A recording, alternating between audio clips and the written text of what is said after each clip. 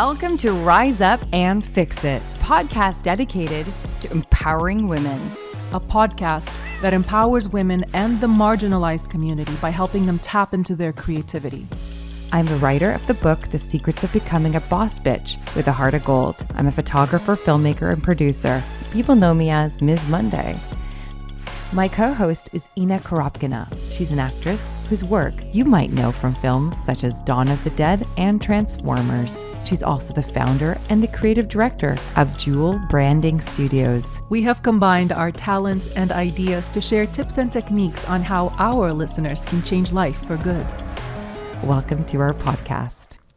Last week, we talked about business relationships, and this week, we're talking about love and intimate relationships. Episode 9. Let's talk about what makes a successful intimate relationship, like that divine love, that partner in your life that you can trust, that you can build a life with, that you can have a conversation with, and nobody is taking things personally or getting angry. There was this one book I was reading, like there's a lot of warfare that happens in the bedroom. If you are not having sex, if you are not being intimate in the bedroom, there's something going on where there's resentment that is built. There's issues outside the bedroom that have added up to spill into your intimate sexual life. If you're not having sex, you need communication. It's just being open and talking. Vulnerable. But also talking about it. I mean, it depends on what stage you're at. Like if you're in the beginning of a relationship, it better be hot. Like if you just met a guy and you're looking to date him, he better be all over you. If he's not if he's not wanting to have sex right off the bat, be careful. Right? Really? Yeah. I think there's a certain amount, a certain amount of awareness that you have to bring to that first stage of a relationship. If you're jumping into bed too quickly, then everything else is a side note. Then the relationship is purely physical based and sex based. But I'm saying if the guy isn't into you, like he should be pawing you, trying to get with you, and you as a woman should be, putting your foot down and like getting him to get to know you. But the fire is always there in the beginning. So before you have sex with anyone, you should know who they are. You don't want to be sharing your body with someone, then later finding out he's like a weirdo or he's got diseases. I don't know. Like, you gotta, right? There's a lot to consider. Yeah. But at the same time, the energy usually is so heightened. Like when you first fall in love with someone, you first meet someone, there's this passion and this energy and this flame and the fire and this exchange. It's beautiful. And it's like this insane brain activity. And then once you get to know the person, that's when you really got to figure out like, hey, if there's any red flags, you got to listen to those. Because a lot of women were like, no. He'll be fine. Yeah. He'll totally change for me. Oh, totally. Yeah. You start seeing them for who they really are. And then you relax a bit, right? And it's a deeper connection because now you understand them, you know them. And that's where you have to be, that's really where you really have to put your foot down or make choices. And I feel like men are really good at that. I find women have a tendency to stick around way too long in the wrong relationships. Right. If a man has you guessing whether he likes you or not, move on. A man is either into you or he's not. And you as a woman have to know your worth. You have to know what your expectations are. He's got to call. He's got to step up. Like if he doesn't, question that because you deserve more than that. For you, what are red flags in relationships? Lying. Oh, 100%. If you catch a guy lying when you just first meet him, run. The reason I say run is because if he's lying with that scenario, whichever scenario it is, he'll be lying about other things. Once a liar, always a liar. Yeah. And then I find insecurity such a turnoff with a guy. Like passive aggressive behavior. Passive aggressive and controlling behavior. Yes. So if a man is really secure in himself, he will have a sense of humor.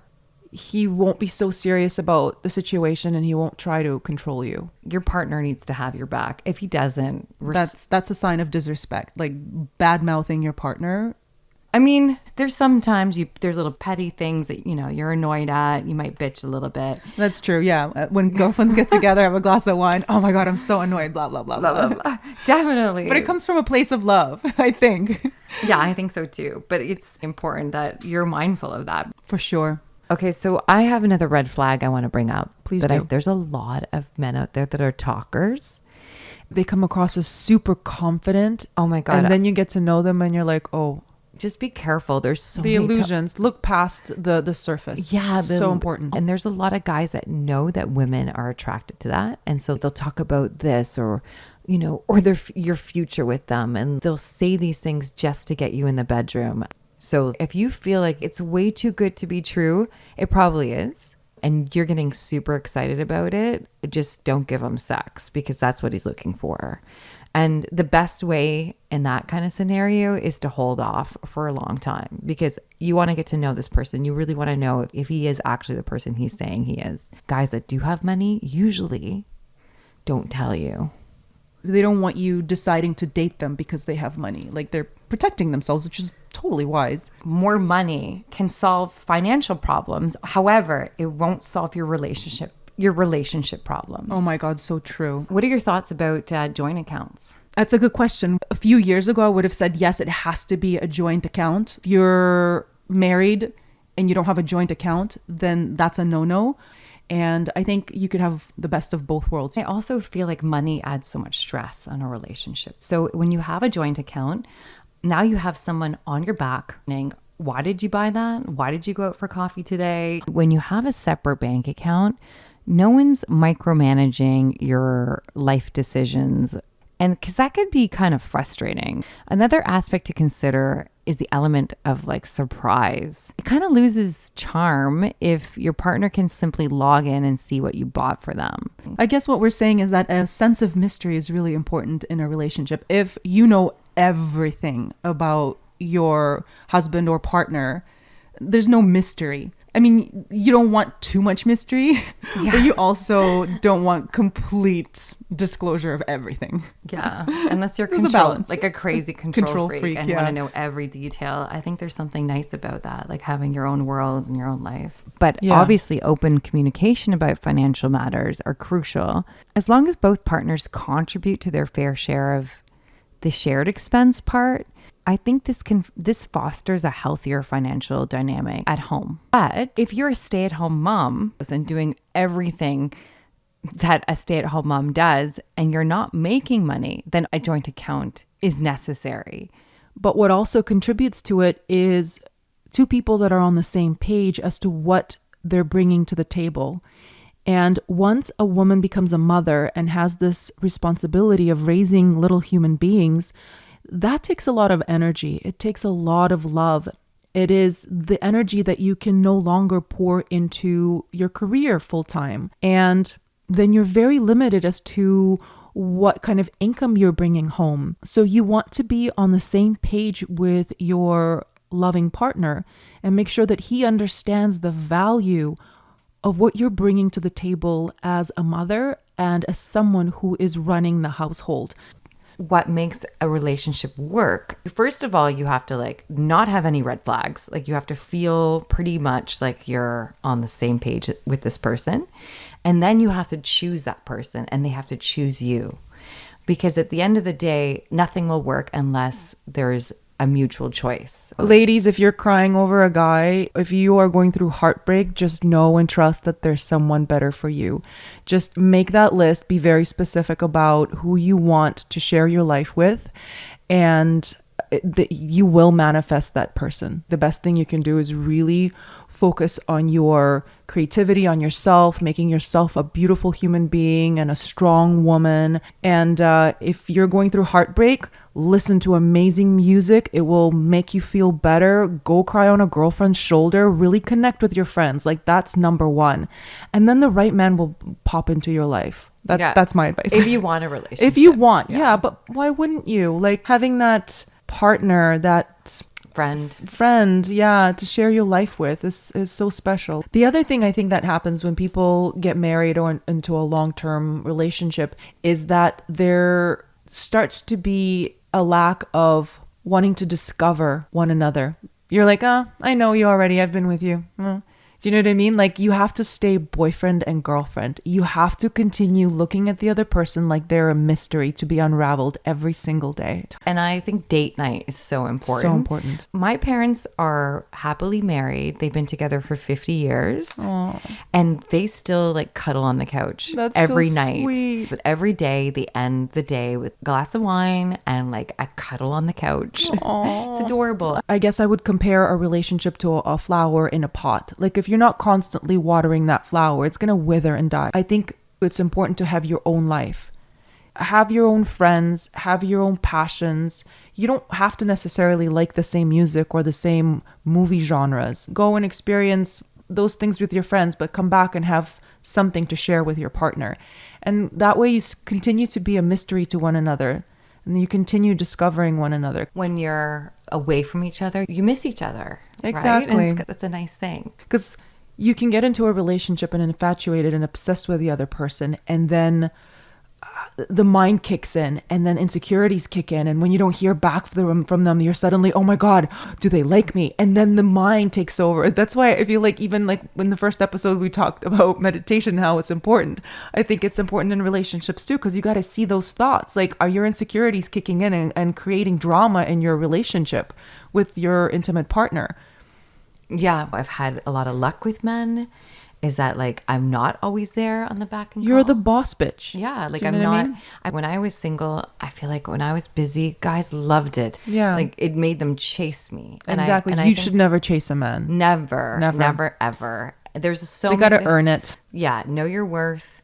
You might think he's hot and you want to be with them, but if he's not interested, then don't. This is like if you're thinking about someone that's going to be a long term, you know? Yeah. There's a term going around, toxic masculinity, and some people are really pissed off about the term. I was like, why? And then I thought to myself, we're dirtying the word masculinity. Let's remove the word toxic. We'll just say toxic males, because there's plenty of them out there. I've dealt with many toxic males, but masculinity is a beautiful word.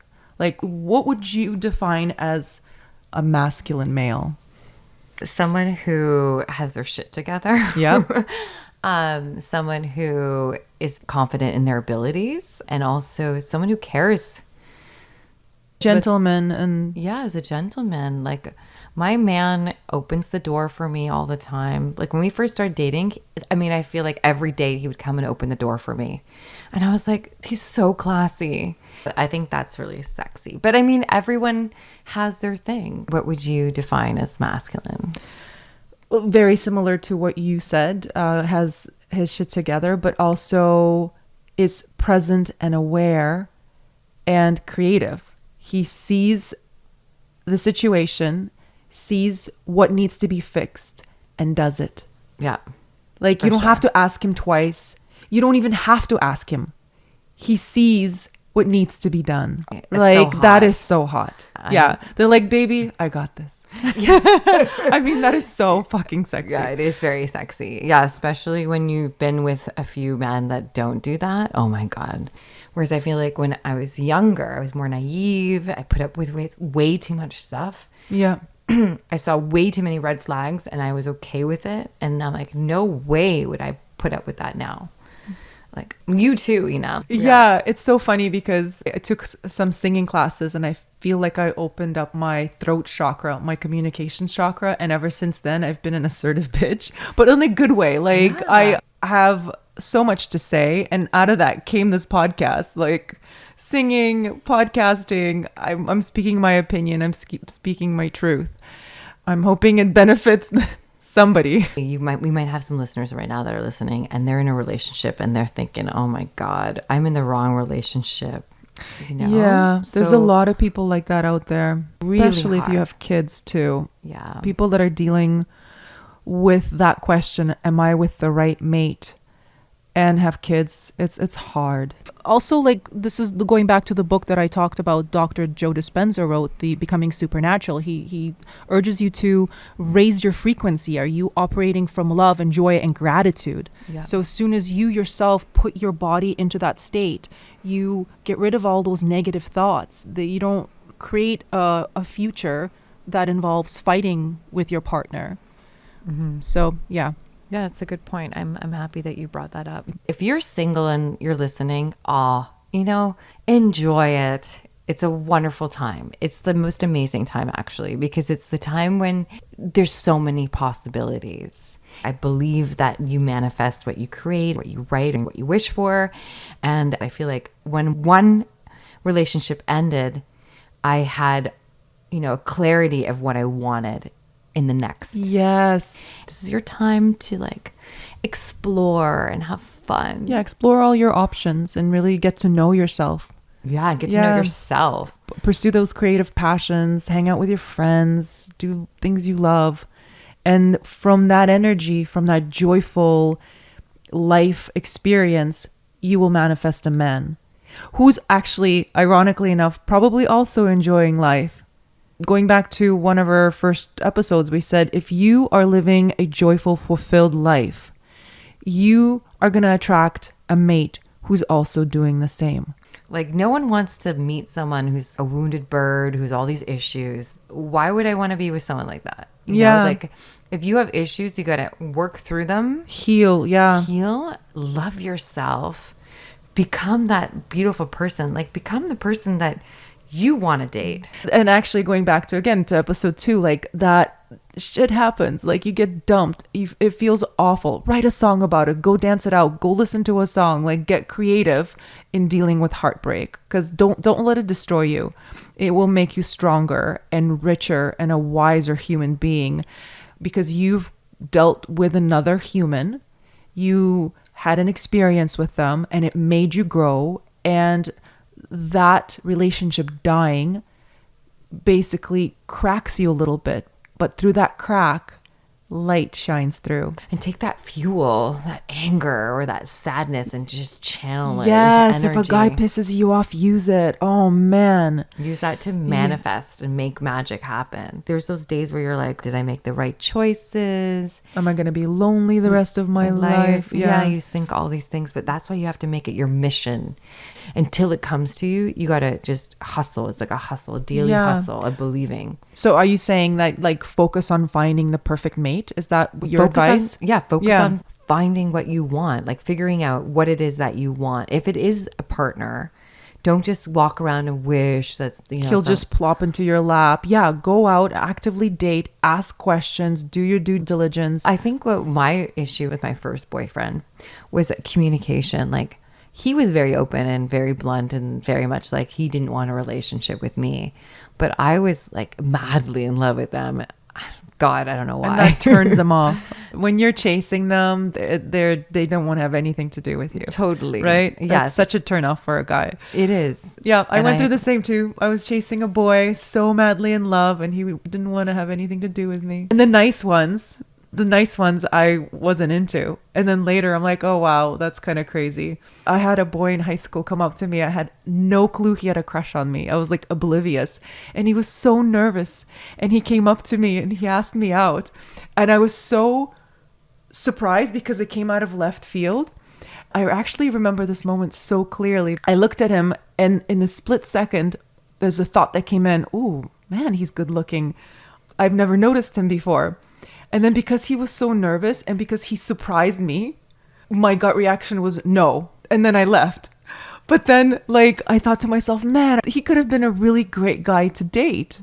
And who knows, maybe we'd be together now. If he approached in a more eloquent way, where he would like sit next to me at lunchtime and like bump elbows with me, or like drop a book, or like do something creative, so we would have that interaction first, so we were friends, quote unquote, first, I wouldn't have been so shocked by his question to ask me out, if that makes sense. Yeah. So that's a memory that came. And Ingrid, any memories?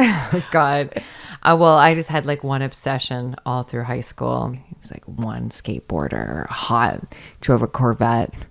Such a badass. Bad boys. What is it with us as being into bad boys? Which just sucks. Is it because they're unattainable and we want to make them good? Yeah. It's like, that's probably what it is. Like, we want to domesticate them. What was it? I don't know what it was. You want what you can't get in some ways, if they're too nice. I feel like now I love a nice man. like a nice gentleman. is Yes. amazing. Yes. Masculine gentleman. Oh, amazing. Whereas I think I dated the wrong guys when I was younger, but that's okay. You know what? It made me exactly. Every relationship makes you grow as a human being, and you learn something about yourself and them. Yeah, but I think also there's so many hormones raging through our body at that time. Like, we're not thinking straight. Totally. Do you know what I mean? Like, the infatuation and all that. So really thinking about your daughter, and she might be listening to this, right? Now that we brought that up. What do you think is the qualities? Like, what would you want your daughter? Who would you want your daughter to date? Oh gosh, someone she loves, first and foremost. But someone who treats her like a queen. Yes. Someone who respects her and just dotes upon her. Yeah. And that's I wish that upon her. And that's what you wish for everyone, right? Yeah, that's a good point. What are the qualities that we want for an intimate relationship? Yeah. We want to feel like we're queens, and we want to be respected. And also, coming from a parent's perspective, you want to make sure that your parents also love your partner. So like, yes, that is super important. It's interesting because I would want my daughter to be treated like a queen, because in order for you to be a queen, you got to have a king in your life. Are you treating your man like the king? Is he your priority? Right? Yeah. I think it's so important. And how do you treat a man as like a king? So you got to treat a man like a king, but you got to do that after like a few months of dating. He's got to earn that. Yeah. You can't do it right off the bat because he's going to run, right? So too much responsibility for him. Totally. Like if you give him his crown right off the bat, he's going to go. Honey. He didn't work for it. Yeah. Totally. He'll run. Yeah. The crown's going to be too heavy for him. Totally. So he's got to work for it. But once he's worked for it, you got to treat him like a king. But at the same time, it's a balance. Like, listen, no relationship is perfect. There's always give and take. There's going to be fights, even in the most loveliest relationships. Ingrid and I are both creative beings, and it is our absolute goal in life to live the most creative, joyful life possible, and to teach and inspire other women to do the same. We're passionate to share this information with you because we feel that having a loving mate in your life will help you manifest things and live a creative life. We're throwing our ideas out there, hoping that maybe we have inspired you with this podcast today. Well said, Ingrid.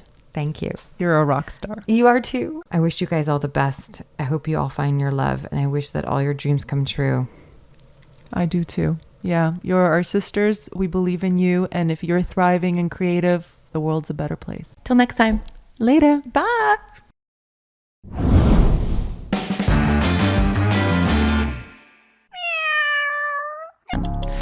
Welcome to Rise Up and Fix It, a podcast dedicated to empowering women. A podcast that empowers women and the marginalized community by helping them tap into their creativity.